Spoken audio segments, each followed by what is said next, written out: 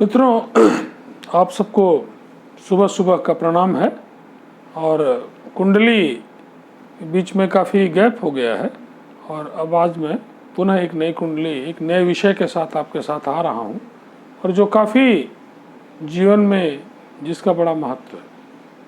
Topic है, जैसा कि आप देख रहे हैं, कि अवसाद, डिप्रेशन जिसको आप कहते हैं, कारण और निवारण कुंडली की नज़र से हम करेंगे बात, है ना। किसी भी आदमी में डिप्रेशन जो है वो बहुत बड़ी समस्या है। आप जानते हैं कि अगर डिप्रेस्ड व्यक्तित्व है आपका, डिप्रेशन आपको है, तो कोई भी काम कितना भी आप करना चाहें उसमें सफलता का जो रेशियो बहुत कम हो जाता है, क्योंकि सफलता के पीछे निश्चित रूप से आपका एक उत्साहित मन, एक आशावादी दृष्टिकोण बड़ा इम्पोर्टेंट है।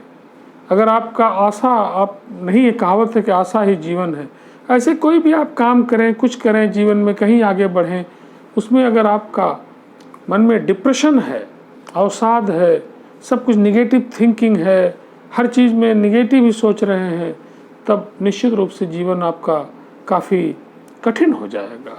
और मैं समाज हित में निश्चित रूप से चाहूँगा कि कुंडली विश्लेषण के द्वारा हम समझें, और अपनी कुंडली में खुद भी आप देख सकते हैं। बड़ा सिंपल मैं आपको बता रहा हूँ कि कैसे आप जान पाएंगे कि आपको ये जो समस्या हो रही है वो क्यों हो रही है और इसका कैसे इससे निवरा जा सकता है। निश्चित रूप से अगर रोग है तो उसकी दवाएं उपलब्ध हैं। कोई भी रोग अगर आया है तो उसकी दवाएं उपलब्ध हैं। ये नेचर का ऐसा नियम है। आप देखिए, मैं एक कुंडली के थ्रू बात कर रहा हूँ। ये एक कुंडली है, इसमें आप देख रहे हैं मैंने दो ग्रहों के, आज बहुत सारे फैक्टर को नहीं लिया हूँ, पर्टिकुलरली मैं दो ग्रहों पे कंसंट्रेट कर रहा हूँ, जिसके थ्रू मैं चाहूँगा बताना कि डिप्रेशन आपका कब ज़्यादा होगा, कब कम होगा, कब बहुत ट्रीटमेंट की ज़रूरत आपको होगी, क्योंकि जैसा रोग वैसी दवा, आप जानते हैं, उसी रेशियो में दवा है। आप देखिए, एक कुंडली है, सिंह लग्न की कुंडली। आप जानते हैं राशियों के बारे में कई बार बताया है, यहाँ 5 लिखा है। ये सिंह लग्न की कुंडली है और यहाँ पे जो उसकी डिग्री है 6 डिग्री है। यहाँ चंद्रमा आप देख रहे हैं कि जो 8 लिखा है वृश्चिक राशि है, तो वृश्चिक राशि का चंद्रमा आप जानते हैं क्या होता है, नीच का होता है। और उसकी डिग्री कितनी है, 1 डिग्री। यहाँ पे जो है इनकी कुंडली में 1 डिग्री और 30 मिनट है। और ये मंगल है। मंगल की नो डाउट यहाँ पे डिग्री जो है काफ़ी अच्छी है। मंगल इनका करीब करीब मान लीजिए कि 10 डिग्री का है। अब आप देखें कि डिप्रेशन का जो मेन कारक है वो तो मन है। आप जानते हैं, एक आध वीडियो मैंने बताया है कि चंद्रमा उसका मुख्य रूप से कारक ग्रह कहा जाएगा, कि जो आपके मन को कंट्रोल करेगा। चंद्रमा को तो हम देखेंगे ही देखेंगे मेनली, लेकिन एक दूसरे ग्रह के को भी मैंने लाया है, मंगल को, क्योंकि मंगल जो है वो उत्साह देता है। अब देखिए दोनों, एक तो चंद्रमा मन का राजा है और दूसरा मंगल भी कहीं न कहीं रिलेटेड है, क्योंकि मंगल जो है वो साहस का प्रतीक है। तो अगर मान लीजिए किसी की कुंडली में चंद्रमा नीच का है, ठीक है, और अच्छी जगह पे भी नहीं है, नीच के भी, उसकी इंटेंसिटी कितनी है वो आप देखेंगे, डिग्री भी कम है, चंद्रमा बुरी तरह से पीड़ित है, तो निश्चित रूप से वो आदमी, निश्चित रूप से डिप्रेशन उसको किसी भी काम में करने के पहले वो 10 बार नेगेटिविटी में जा सकता है। लेकिन केवल चंद्रमा को देख के आप निर्णय मत लीजिए। और केवल ये देखिए, लग्न कुंडली हमने यहाँ लगा रखी है, केवल लग्न कुंडली को देख के निर्णय मत लीजिए। लग्न कुंडली के साथ साथ आप एक बार नवमांस पर भी नजर डालिए। यह नवमांस कुंडली है, मैंने सभी ग्रहों को नहीं लिखा है।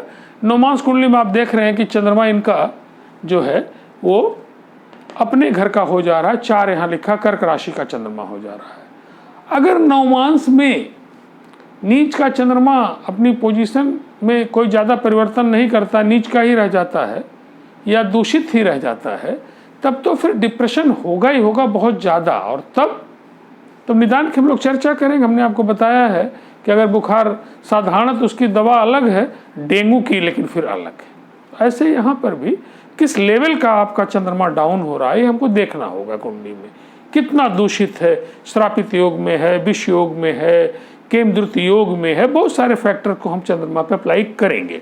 लेकिन साथ साथ हम मंगल को नहीं भूलेंगे। इस कुंडली में आप देखिए कि चंद्रमा नीच का है। सरसरी निगाह पर लगेगा कि आदमी तो बेड पे पड़ा होगा, इतना ज़्यादा डिप्रेस्ड होगा, क्योंकि 1 डिग्री का है, नीच का भी है, लेकिन पोजीशन इसकी 4th पोजीशन है। काल पुरुष की कुंडली में 4था स्थान है, अपने घर पे बैठा हुआ चंद्रमा है, तो पोजीशन इज गुड, लेकिन कमजोर तो बहुत है। लेकिन अब दूसरी चीज़ हम देखेंगे कि यही चंद्रमा नवमांश में अपने घर का हो रहा है, तो हम कहेंगे कि डिप्रेशन जो है, जिस लेवल का हम पहली नज़र में देखते थे उस नज़र में नहीं, बल्कि कम डिप्रेशन है इस आदमी के अंदर। और ऊपर से इनके मालिक कौन है? वृश्चिक राशि है, हर एक राशि के स्वामी है। वृश्चिक राशि का स्वामी क्या होता है? मंगल होता है। अब मंगल आप देखिए, मंगल यहाँ पे कैसा मंगल है? उच्च का मंगल है, 10 लिखा, मकर राशि का मंगल है।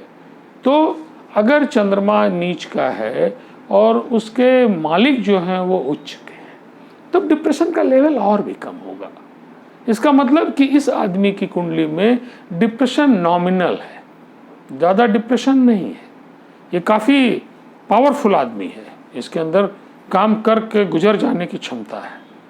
कभी कभी निगेटिविटी आएगी जो स्वाभाविक प्रवृत्ति है, लेकिन अगर मंगल भी नीच का हो जाए, कम डिग्री का हो जाए, एकदम वीक हो जाए, नवमांश में चंद्रमा की हालत में कोई विशेष अच्छा परिवर्तन न हो, तब तो जरूर कहेंगे कि अरे ये तो बहुत ही परेशानी में है। और तब तो फिर ठीक है, शिव जी की पूजा में रोज लगे रहना होगा, सोमवार से सोमवार नहीं, रोज शिव स्तुति, रुद्राभिषेक हर साल, हो सके तो साल में कई बार।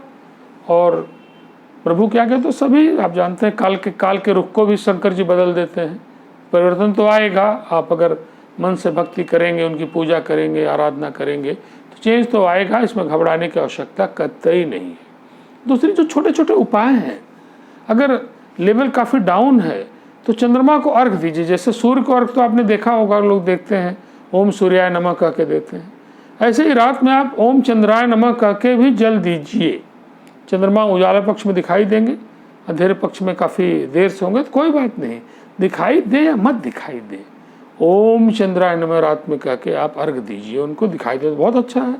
और किसमें दीजिए, सबका विधान है कि आपको सूर्य जल देना है तो तांबे के लोटे में देना है, रोली डाल के देना है। आपको चंद्रमा को अर्घ देना है तो बेस्ट है कि आप किस में दीजिए, चांदी में दीजिए, बहुत अच्छा है। चंद्रमा को मजबूत करने के लिए आप चांदी धारण करिए, मोती धारण करिए, ये सब निदान जो है। आप खीर का दान दीजिए, गरीबों को दान दीजिए, ये सब चीज़ें जो है ये तो इम्पोर्टेंट है ही है। लेकिन मेरा जो फोकस आज है केवल इसी बात पे फोकस है कि अपने चंद्रमा को विश्लेषण करिए, कुंडली में पूरी तरह से देखिए कि चंद्रमा कितना पीड़ित है। कैसे पता चलेगा? चंद्रमा की डिग्री है, देखिए चंद्रमा के ऊपर राहु केतु का ग्रहण योग तो नहीं है, चंद्रमा के साथ शनि जी तो नहीं है कि विष योग दे रहे हैं।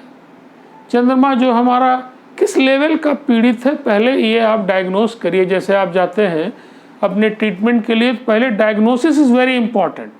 पेट की बीमारी है तो ठीक है, अल्ट्रासाउंड, सीटी स्कैन, जितना ज़्यादा से ज़्यादा हो सकता है यू एनालाइज।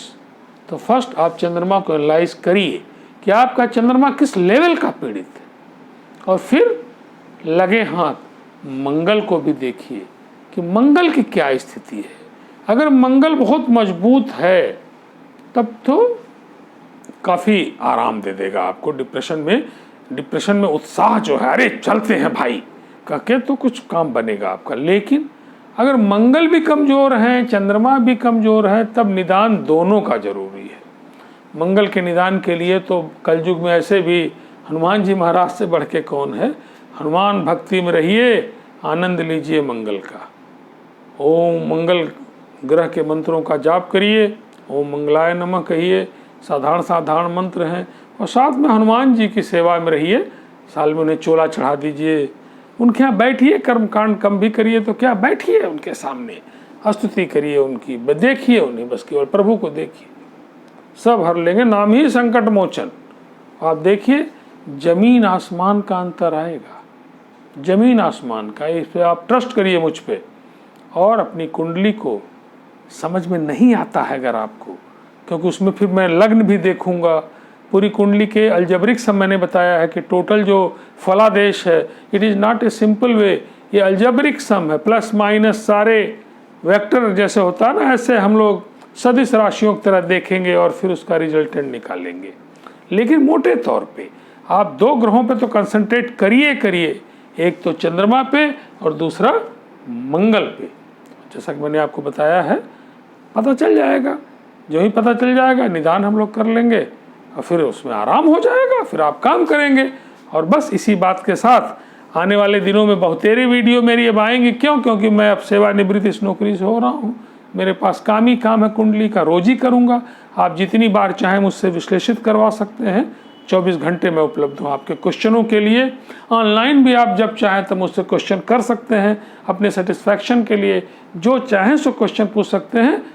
एज पॉसिबल है जो मेरी नॉलेज है मैं उसका निदान करने का प्रयास करूँगा। आप सभी को आशीर्वाद है और बहुत बहुत धन्यवाद है। ओके।